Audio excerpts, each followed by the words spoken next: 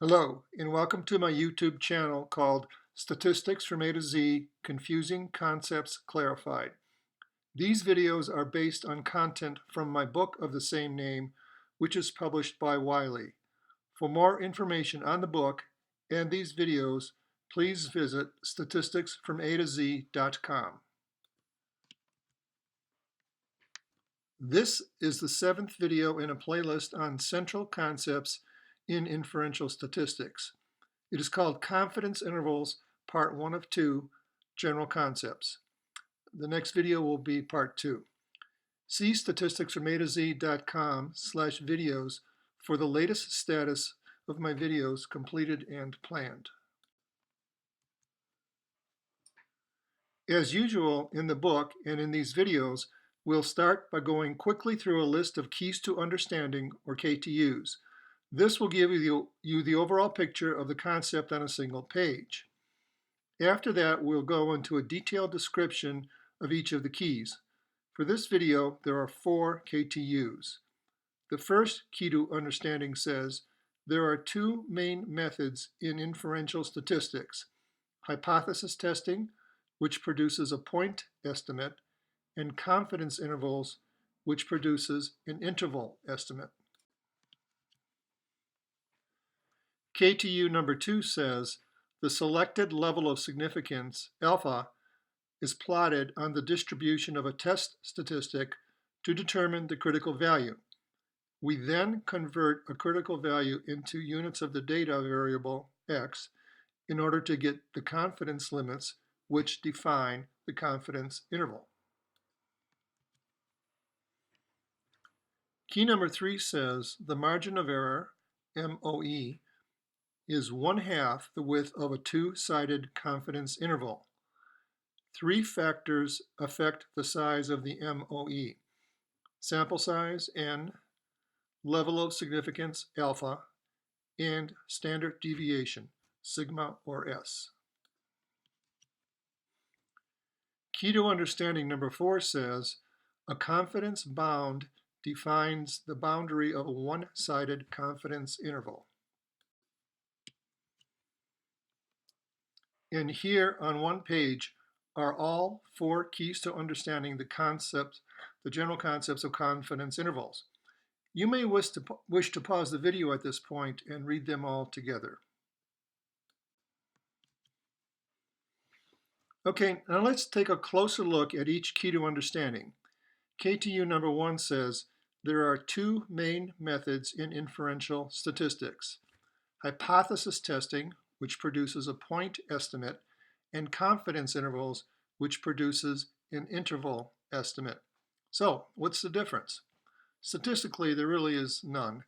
Both go through similar calculations. They just present the conclusions in different ways. In hypothesis testing, the estimate is a point value. For example, with a 95% level of confidence, we can say that the population mean is 175 centimeters. In the confidence interval method, the estimate is an interval. For example, with a 95% level of confidence, we can say that the population mean is between 170 and 180 centimeters. Hypothesis testing may be more useful when you want a yes or no answer about the statistical significance of an observed difference, change, or effect. For example, is there a statistically significant difference between our school's test results and the national average? Confidence intervals may be more useful when you want an estimate of a population or process parameter. For example, what is the mean height of adult males in the population? Confidence intervals also provide more information, namely the margin of error. More on that later in this video. There can be a big difference in ease of understanding. Hypothesis testing, as detailed in the books, articles, and videos on the subjects, can be very confusing, even for experienced practitioners. For example, you have to be prepared to deal with confusing language like this triple negative: we fail to reject the null hypothesis.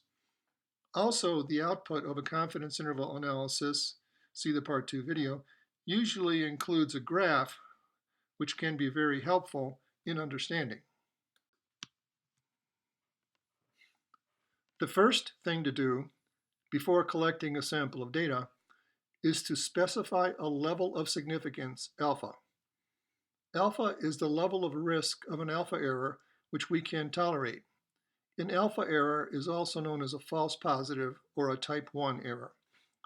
The level of confidence is calculated as 1 minus the significance level. Most often, alpha equals 5% is selected, giving a 95% level of confidence. We also select a test statistic you use, such as z, t, f, or chi-square, appropriate to the purpose of the analysis and the sample size, n. Since z, which is used for estimating the mean, is the simplest, we'll use it in this Part 1 article. A test statistic has a probability distribution curve with known probabilities. That is, for any value of the test statistic, the probability of that value occurring is known, and the cumulative probabilities of all values within a range of the test statistic can be calculated. Alpha is a cumulative probability represented by a shaded area or areas under the curve. In a two-tailed test, we would split the 5% for alpha in half and put a half under the left tail and a half under the right tail. This illustration shows how critical values for a two-sided or two-tailed analysis using the standard normal distribution and its associated test statistic z. Z is the horizontal axis variable. The vertical axis is the probability of the value of z. The 5% shaded area representing alpha is split between the two tails. Let's start with the top part of this illustration. This is a graph of the standard normal distribution, which is the distribution of the test statistic z. We have selected alpha equals 5%. For a two-tailed test, this means that we place 1/2 of alpha, that is 2.5%, under both the left and the right tails of the curve. We can then calculate, or we could look it up in a table, the values of z which correspond to the inner boundaries of these shaded areas. These inner boundaries are called critical values, and they have, in this case, the values of 1.960 and negative 1.960. Now, the graph at the top is in units of the test statistic z. We want to convert this to units of the data, which are units of x, so that our confidence interval is defined in units of the data. In this example, centimeters are the units of measure for the data variable x. The formula for converting a value of z into a value of x is x equals sigma times z plus x bar, where sigma is the standard deviation of the population or process, and x is the sample mean, x bar. If we don't know the value of sigma, then we would have to use the test statistic t instead of z, and we would use the standard deviation of the sample s instead of sigma. We use this formula to convert the dotted lines from units of z to real-world units of x, that is, in centimeters. This is shown at the bottom of the diagram. If the mean value of our sample is x bar equals 175 centimeters, then the values of x, which mark the boundaries of alpha, equals 2.5%, are 170 centimeters and 180 centimeters. These are called confidence limits, and they define the boundaries of the confidence interval. Again, this is for a two-tailed test. Key to understanding number 3 says the margin of error, MOE, is 1/2 the width of a two-sided confidence interval. 3 factors affect the size of the margin of error: sample size, n, the level of significance, alpha, and the standard deviation, sigma for populations or s for a sample. Let's continue with our example of the mean and the z distribution since it's the simplest. The formula for margin of error is MOE equals sigma times Z critical divided by N. Again, alpha, the level of significance, determines the value of Z critical, and N is the sample size. This illustration tells us that with a 95% level of confidence, we estimate that the mean height is 175 centimeters with a margin of error of plus or minus 5 centimeters.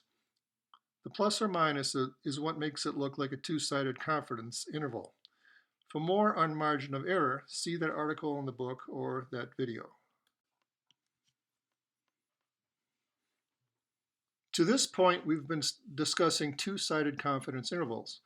Alpha is split into two shaded areas, each representing alpha divided by 2. A two-sided confidence interval places both an upper confidence limit and a lower confidence limit on the estimated value of the parameter. The parameter, for example, is the population mean. A one-sided or one-tailed confidence interval, however, places either an upper confidence bound or a lower confidence bound on the estimate. So in this illustration, we see that the full 5% for alpha is put under the left tail of the Z distribution.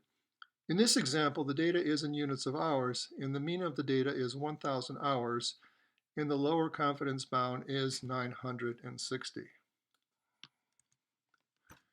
And that's it for the first of our two videos on confidence intervals. As you can see, the other statistical concepts mentioned in this video have already been covered in earlier videos, and they're also in the book. The next video will be part 2 of confidence intervals. If you liked this video, please remember to press the thumbs up like button on your screen. I'll be making more videos of some or most of the 60+ concepts in the book if folks like you tell me more videos are wanted.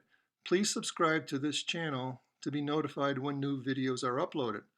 Also, the website statisticsfromatoz.com has a listing of available and planned videos. Now, videos like this one can be very helpful, but they're not very handy when you want to quickly look up something on the job while studying or during an open book exam. For that, nothing beats a book or an ebook. You can also learn more about those on the website. I'd recommend following my blog at statisticsfromatoz.com/blog. I've got some things there that hopefully you will find interesting, like a statistics tip of the week series, as well as posts showing that you are not alone if you're confused by statistics. I'll also be posting on the Facebook page, Statistics from A to Z, and on Twitter as @StatsA to Z.